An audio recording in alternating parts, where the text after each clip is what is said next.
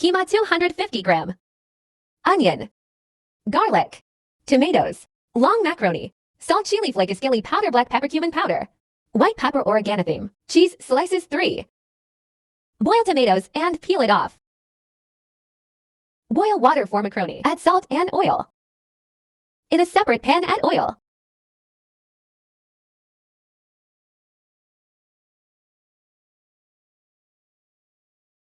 Add onion and chopped garlic and cook for 2 minutes.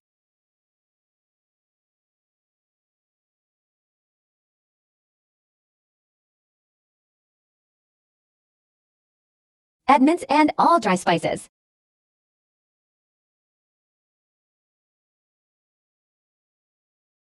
Blend the tomatoes. Add into the mince. Cook it for 10 minutes or until mince is tender.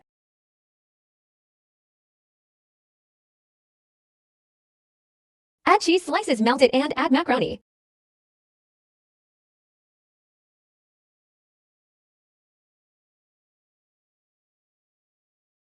Delicious mince macaroni is ready to serve. Thanks for watching.